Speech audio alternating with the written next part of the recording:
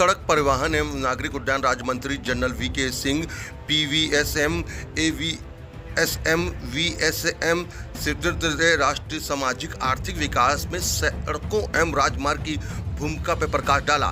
दिल्ली में सड़कों एवं राजमार्ग पर CII की कॉन्फ्रेंस को संबोधित करते हुए कहा कि इंफ्रास्ट्रक्चर सेक्टर से राष्ट्र की GDP पर 1.5 से 3 गुना मल्टीप्लायर इफेक्ट दिखता है। एक उदाहरण देते हुए उन्होंने बताया कि जैसे कि 1930 में अमेरिका ने इंफ्रास्ट्रक्चर विकास का जोर दिया, विशेष रूप से सड़कों और राजमार्ग पर निर्माण किया, जिससे उनकी अर्थव्यवस्था की गति मिली। साथ ही इसने वहां से लोगों के जीवन के स्तर को सुधारने का महत्वपूर्ण भूमिका निभाई। संबंधित पक्षों से अपील करते हुए जनरल वीके सिंह ने कहा कि बिल्डिंग मटेरियल के साथ साथ हमें निर्माण की गुणवत्ता से भी कोई समझौता नहीं करना चाहिए। लंबी अवधि तक टिकाऊ और पर्यावरण के अनुकूल सड़कों और राजमार्ग के लिए यह बहुत आवश्यक है। जनरल वीके सिंह ने कहा कि पिछले 8 से 9 वर्षों में ट्रांसपोर्ट इंफ्रास्ट्रक्चर के निर्माण में उल्लेखनीय वृद्धि दर्ज करी गई है। वर्तमान समय में करीब 3000 किलोमीटर के नए हाईवे और एक्सप्रेस वे का निर्माण के अलग अलग स्तर पर किए गए हैं, जो इस सेक्टर की मजबूती की दिशा में सरकार की प्रतिबद्धता का प्रमाण है।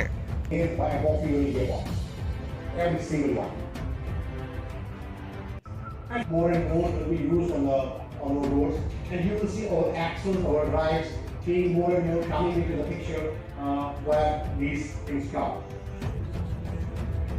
And finally, we were talking about the minister, the honorable minister was talking about sustainability. Now, if we are to make, we can't go on keeping on aggregates, continuously creating new aggregates. We will have to use more and more milling machines at one point of time. And with these will go. We are present all over India. We have been, as I told you, I have been over 25 years. So we started producing these gearboxes only 10 years back. But you can contact us anywhere in India. We are present all over India. And not only this, again, under keeping in the line with the sustainability. When the gearboxes are here, the drives are here, these are extensive aggregates. We have also, after the refurbishment, we are refurbishing these gearboxes. So if the customers have things, if you have anything of the requirement or any of the knowledge in general, we'll be glad to be of help in whatever way we can. I will say thank you from here on. Thank you from my side. From hoping this side. Thank you, Mr. Pakwadi. It was so good to see that you are exporting a lot of gearboxes. I think it is very necessary. It is so good, and more American like companies are surviving only due to the kind of service they give. It's nice to hear about you. I will take question answers at the end of the session. Now I would like to invite Mr. Rahul Swartkar, Head of Business Development, AccuSensus Limited.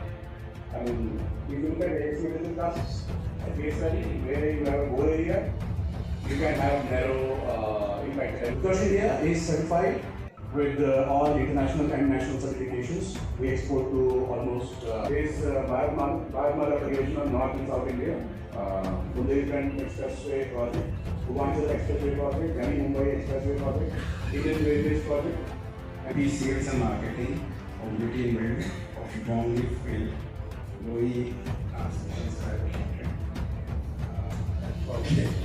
But one thing about the tough names is once you learn how to pronounce them, you never forget them.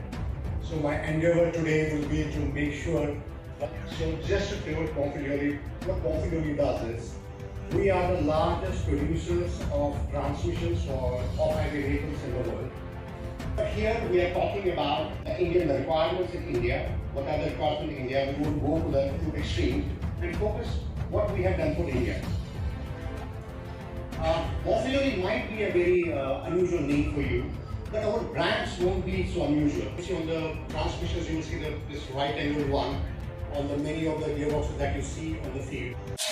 जो highways development India में हुआ है, इसको चलते अभी हम लोगों की total highway network 62 lakh kilometre है और वर्ल्ड में हम सेकेंड लार्जेस्ट रोड नेटवर्क हैं और हम एस्पायर करते हैं कि जो हाईएस्ट और single largest road network world में अचीव करने की कोशिश कर रहे हैं और इससे इकनॉमी को डायरेक्टली फ़ायदा हुआ है जितने भी डेवलप्ड कंट्रीज़ हैं including United states of America, उन्होंने एक्नॉलेज किया हुआ है कि अगर आप डेवलप्ड है उस पर उनका हाईवेज़ का एक बहुत बड़ा इम्पोर्टेंट कंट्रीब्यूशन है। और हम लोगों ने देखा हुआ है कि हमारे नेशनल हाईवेज़ के अलावा जो स्टेट रोड नेटवर्क है, जिस स्टेट में रोड डेवलपमेंट या हाईवे डेवलपमेंट तेज़ी से हुआ है, उसके साथ साथ उनके इकोनॉमी में काफ़ी प्रोग्रेस हुआ है। रूरल एरिया में कनेक्टिविटी अभी नहीं है, हाईवे तो बहुत है, रोड्स क्योंकि एक्सीडेंटल और ये सब चीज़ें होती हैं, तो कनेक्टिविटी किस तरीके से देखते हैं फिर ये सब चीज़ों को? तो देखिए, जो रूरल रोड्स है कि अभी हमारा तो रूरल रोड्स प्रोग्राम भी मतलब चल रहा है और प्रधानमंत्री ग्राम सड़क योजना, उस प्रोग्राम के अंदर में रूरल रोड्स की काफ़ी डेवलपमेंट हुआ है।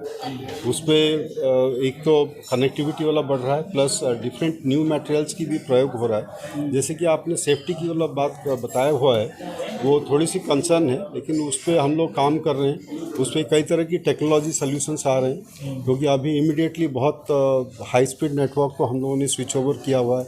हमारे जो यूजर्स है वो पूरे गियर्ड अप नहीं है, और कुछ हमें जैसे कि आईटी डिवाइसेस है और हाई एंड टेक्नोलॉजी डिप्लॉय करके हम ये सेफ्टी को और अच्छा कर सकते हैं।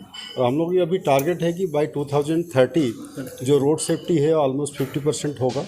अभी जैसे ये CII की जो कॉन्फ्रेंस हो रहा है उस पर डिफरेंट इंडस्ट्रीज से, डिफरेंट रिसर्च इंस्टीट्यूशन से, एकेडमिक इंस्टीट्यूशन से, गवर्नमेंट बॉडीज़ सारे एक साथ एक फोरम में सब आपस में डिस्कस करेंगे कैसे क्या नए वाला उपाय वाला हम लोग अडॉप्ट करें, जिससे कि अच्छे रोड्स बने और उसके साथ साथ सेफ रोड्स बने। सर, रेलवे कनेक्टिविटीज़ और हाईवेज़ के साथ साथ कितना इंफ्रास्ट्रक्चर बढ़ रहा है? देखिए, जो रेलवे दोनों में इस टाइम दोनों जो है, दोनों की अलग अलग रोल है, लेकिन जो प्रधानमंत्री जी के गति शक्ति प्लान है, नेशनल जो लॉजिस्टिक्स प्लान है, उसी में सारे मोड्स को हमें इंटीग्रेट करना है। जो रेलवेज़ है उसका मेजर रोल आपका फ्रेट ट्रांसपोर्ट में रहता है, और अभी हम लोगों की जो रोड्स है उसके मल्टीपल रोल्स है, बहुत पैसेंजर ट्रांसपोर्ट और फ्रेट ट्रांसपोर्ट में इसका बहुत महत्वपूर्ण भूमिका है। जैसे कि आपने रूरल रोड्स वाला बोला हुआ है, तो ये रूरल एरियाज़ को कनेक्टिविटी प्रोवाइड करता है, हमारा जो एग्रेरियन इकोनॉमी है उसको सपोर्ट करता है, और इसके कारण लोगों की जो माइग्रेशन है सिटीज़ को वो कम होगा। लोग अपने घर के आसपास ही उनको जॉब और एम्प्लॉयमेंट, बिजनेस अपॉर्चुनिटीज़ वो मिल सकता है। Thank you sir. नमस्कार। देखिए, भारत अगर आज सारा विश्व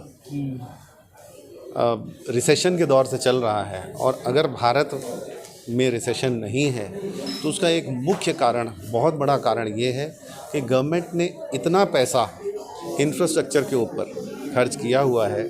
इंफ्रास्ट्रक्चर पे पिछले 3 सालों से इतना ज़्यादा बजट में प्रोविज़न किया जा रहा है, इसलिए आज के समय में ये कहना बिल्कुल भी अतिशयोक्ति नहीं होगी कि रोड्स एंड हाईवेज़ या इंफ्रास्ट्रक्चर इंडिया की इकोनॉमी की बैकबोन है।